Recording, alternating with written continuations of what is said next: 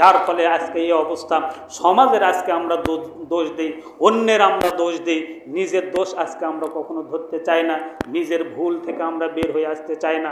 এই সন্তানের যখন জাহির হয়, যখন একটু ছাটা হয়, তখন একটা পদ্ধতি অবলম্বন করা হয়, কুসংস্কার। সেটা হচ্ছে সন্তানের যদি, ছেলে সন্তানের যদি জাহির হয়, তার মানে ছাটা যদি হয়, যদি বেশি অখাটা হয়, তাহলে ওই সন্তানের কান ছিদ্র করতে হবে। কান যদি ছিদ্র করো, তাহলে তোমার এই সন্তানের কি বলে, আপনার রাগ কমে যাবে, ছাটা কমে যাবে, আর এরকম ডিস্টার্ব করবে না। এটাও কিন্তু একটা শিরকি, এটা একটা কুসংস্কার। এই সন্তান যখন একটু বড় হলো, যখন দাঁত উঠলো, এই দাঁতটা ওঠার পরে দাঁতটা যখন পড়ে যায়, তখন কিছু মানে কথা আমাদের দাদি নানি, আমাদের জ্যাঠা, আমাদের দাদা নানা, তারা যারা রয়েছে, তারা বারবার শিখিয়ে দিচ্ছে, যাও ওই ওই দাঁতটাকে ইঁদুরে গর্ত দিয়ে বলো যে আমার দাঁত তুমি নিয়ে যাও, তোমার দাঁত আমাকে দাও। সন্তান যখন দুনিয়াতে আসলো, ওই সন্তান আল্লাহ মানে আল্লাহ ওই সন্তানকে মানে সৃষ্টি করলেন। সন্তান মায়ের পেটে বড় হলো, ওখান থেকে দুনিয়াতে আসলো, প্রথম দাঁত আল্লাহ দিলেন, সব কিছু আল্লাহ দিলেন। আবার এই যে সামান্য একটা দাঁত যখন পড়ে যায়, এটা একটা সমাজের কুসংস্কার। যে এই শুধু কুসংস্কার নয়, এটা একটা শিরক, এটা একটা শিরক। অতএব এইগুলোর থেকে আমাদের বাঁচতে হবে। এই সন্তান, আদরের সন্তানকে আপনি বলছেন, যাও তোমার দাঁতটাকে তুমি ইঁদুরের গর্ত দিয়ে বলো যে আমাকে এই সুন্দর একটা দাঁত দাও, তোমার দাঁত তুমি নাও, আমার দাঁত আমাকে দাও। দাঁতটাকে ইঁদুর দিয়েছিল, দাঁতটাকে জীবনটাকে ইঁদুর দিয়েছিল, নাউজুবিল্লাহ। এই যে কিছু কুসংস্কার, কিছু ভুল কথা, যার ফলে আমাদের আমলগুলি নষ্ট হয়ে যাবে, আমলগুলি ধ্বংস হয়ে যাবে। দুনিয়াতে যত ভালো আমল আমরা করি না কেন, কিয়ামতের ময়দানে আল্লাহ রাব্বুল আলামিন বলছেন, ওই আমল আমি মানে ধুলি কোনার নাই নিক্ষিপ্ত অবস্থায় ছিটিয়ে ফেলবো, সেদিন আমি ধ্বংস করে দেবো। ওই আমল কখনো কাজে আসবে না। আমল করতেও কষ্ট হয়, শীতের ভেতর কষ্ট করে উজু করতে হয়, সলাত আদায় করতে হয়, সিয়াম পালন করতে হয়। কিছুকে এই যে কষ্ট, এত কষ্ট করে আমরা যে ইবাদতগুলি করছি, এই ইবাদতগুলি কোনো কাজে আসবে না, সব ইবাদত নষ্ট করে দেবেন আল্লাহ যদি এই কর্মকাণ্ডের ভেতর যদি আমরা থাকি। সন্তানের দাঁত অবশ্যই আল্লাহ দিয়েছেন, এখান থেকে বের হয়ে আসতে হবে। কিছু কিছু কথা আমাদের দাদি নানিরা বলে থাকে, এজন্য এক আলেম বলেছেন, কিছু হাদিস আমরা শুনতে পাই, যে হাদিসগুলো হাদিসুন নেসা, যে হাদিসগুলো মহিলারা বানিয়েছেন। আবার কিছু হাদিস রয়েছে হাদিসুন নাস, মানুষ কিছু হাদিস বানিয়েছে, যেগুলোর কোনো দলিল প্রমাণ পাওয়া যায় না। এরকম অসংখ্য সন্তানের দাঁত যখন বের হয়ে আসে, তখন কিন্তু আমরা আর কিছু বলি না। অতএব এই কুসংস্কার থেকে বের হয়ে আসতে হবে। সন্তানের জাহির হলে আল্লাহর কাছে চাইতে হবে, কান ছিদ্র করতে হবে এমনটি নয়। এই সন্তান আস্তে আস্তে বড় হবে, সন্তানের দ্বীনি শিক্ষা অর্জন করতে হবে, সুন্দরভাবে তাকে লালন পালন করতে হবে। আজকে আমাদের এরকম সমাজে অনেক কথা রয়েছে, বিশেষ করে মা বোনেরা, তারা আরও বেশি পাপগুলি করেন, এই ভুলগুলি তারা করেন। মা বোনেরা কিছু ভুল করে থাকেন, যে ভুলগুলি এত জঘন্য, যে ভুলগুলি এত খারাপ, যে ভুলের কারণে আপনার আমল ধ্বংস হয়ে যাবে। মা বোনেরা একটু শুনুন, আপনাদের উদ্দেশ্যে কিছু কথা বলতে চাই। আপনার সন্তান যখন বড় হবে, খবরদার এরকম কথা বলবেন না, এরকম শিক্ষা কখনো তাকে দিবেন না। অতএব আপনার সন্তানের জন্য সদা সর্বদা দোয়া করবেন, সদা সর্বদা তার জন্য দোয়া করবেন, আল্লাহর কাছে চাইবেন। আল্লাহ অবশ্যই আপনার সন্তানকে হেফাজত করবেন। এই যে সন্তানরা যখন একটু হয়, তখন তাবিজ দেওয়া হয়, খবরদার তাবিজ দিবেন না, তাবিজ এটা একটা শিরক। অতএব আপনি সূরা নাস ফালাক করে আপনি নিজে আপনার সন্তানকে ফু দিবেন, অতএব রুকিয়া করবেন। এইভাবে আপনার সন্তানকে আপনি একটু বড় করার চেষ্টা করবেন। তারপরে কিছু মা বোনেরা কিছু ভুল আকীদা রয়েছে, যেরকম স্বামী মারা গেলে তাকে নাক ফুল খুলতে হয়।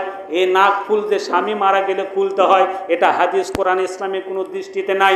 অতএব নাক ফুল আপনি, স্বামী যখন মারা যাবে, ওই স্বামীর মহারণা নিয়েই কিন্তু আপনি বেঁচে থাকবেন। এই নাক ফুল আপনাকে খুলতে হবে, অন্য স্বর্ণ আপনার সব ঠিক থাকে, নাক ফুল কেন খুলতে হবে, নাক ফুল কেন খুলতে হবে? অতএব এর একটা আকীদা, ভুল আকীদা, এখান থেকে আপনাকে আমাকে বের হয়ে আসতে হবে। মা বোনদের হাতটা খালি রাখা এটা নিষেধ, যদি হাতটা খালি রাখে তাহলে স্বামীর অকল্যাণ হয়, সংসারে বরকত কমে যায়। এজন্য সদা সর্বদা চুরি পরে থাকতে হয়। এটা একটা মিথ্যা, একটা মানে কুসংস্কার। আপনি একজন নারী, আপনি অলংকার সদা সর্বদা পরবেন, এটা আপনার জন্য আল্লাহ রাব্বুল আলামিন মানে সৌন্দর্য বৃদ্ধি করার জন্য এটা বিধান দিয়েছেন। আমরা তো চুরি পরতে পারি না, অতএব আপনাদের চুরি পরার বিধান রয়েছে, পরবেন। কিন্তু কোনো সময় হাত খালি থাকলে আমাদের দাদি নানিরা তারা এসে বলে, হায় হায় বৌমা, তুমি নতুন বউ, তোমার হাত খালি কেন? এরকম কথা যদি কোনো মা যদি বলে থাকে তাহলে সেও একটা কিন্তু ভুল করলো, এটা কুসংস্কার, একটা শিরকি আকীদা। অতএব এখান থেকে আপনাকে আমাকে বের হয়ে আসতে হবে।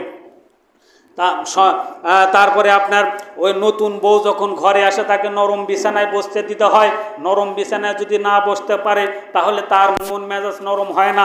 এজন্য সর্বপ্রথম নববধূকে মানে ওখানে নরম বিছানায় বসতে দেওয়া, এগুলো হচ্ছে সব শিরকি আকীদা, এগুলো সব কুসংস্কার। শুধু তাই নয়, বাসর ঘরে স্ত্রী যখন আসে, স্বামী যাওয়ার পরে ওই যে 1,01,000 টাকা দেন মহারানা, এই যে বেজর একটা সংখ্যা নিতে হয়, এই বেজর সংখ্যা নিতে হয়, এটা একটা শিরকি আকীদা।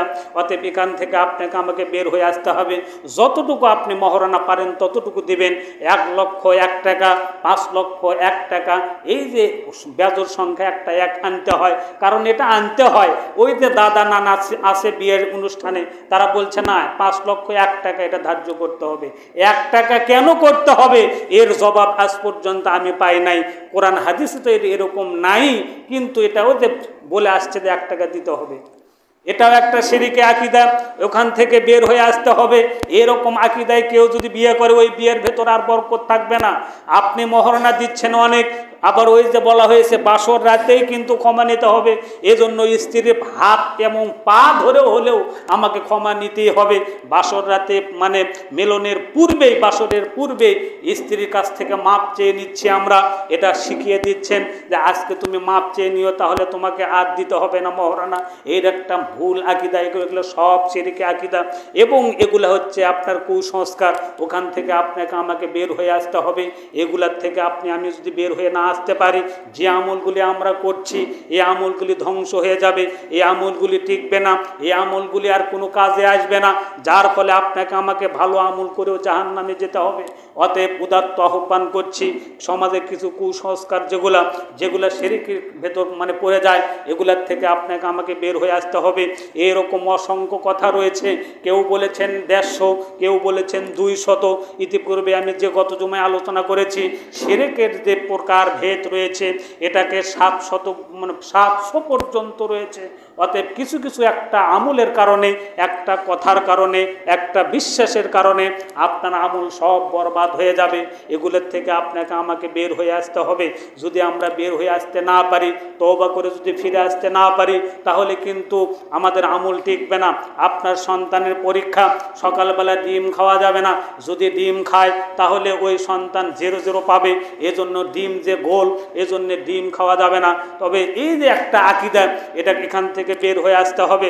সন্তান পরীক্ষার দিনে ডিম খেতে পারবে না, এর পরীক্ষায় মানে ডিম খেলেই পরীক্ষায় গোল্লা পাবে, এরকম মানে ডিম শূন্য পাবে।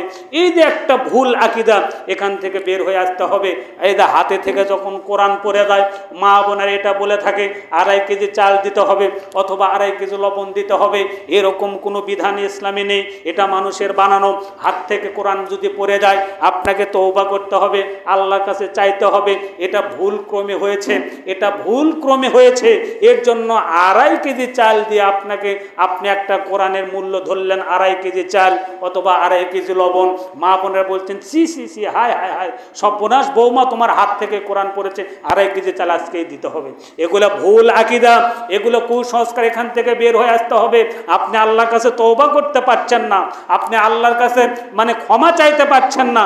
আল্লাহ ভুল করে এটা আমার হাত থেকে পড়ে গিয়েছে, এজন্য আপনি তাজিম করবেন, কোরআনকে সম্মান করবেন, কোরআন আরো বেশি বেশি করে পড়বেন, তাসবিহ তাহলিল বেশি বেশি করে পড়বেন। এটা না করে বলছেন 2.5 কেজি চাল দিতে হবে। এগুলো হচ্ছে ভুল আকীদা। এই আকীদা থেকে আপনাকে আমাকে বের হয়ে আসতে হবে। অসংখ্য কথা রয়েছে, আগামীতে ইনশাআল্লাহ আলোচনা করার চেষ্টা করব। আজকে শুধু কিছু কথা বললাম। এরকম কিছু আমল রয়েছে যে আমলের কারণে আমাদের আমলগুলি ধ্বংস হয়ে যাবে। আমাদের ইবাদতের ক্ষেত্রেও ঠিক এরকম রয়েছে। আল্লাহ রাব্বুল আলামিন আমাদের এই কুসংস্কার, এই কথা, এই বিশ্বাস, এই আমল, এই কাজ থেকে আল্লাহ রাব্বুল আলামিন আমাদেরকে সবাইকে হেফাজত করুন। সকলে বলি আল্লাহুম্মা আমিন।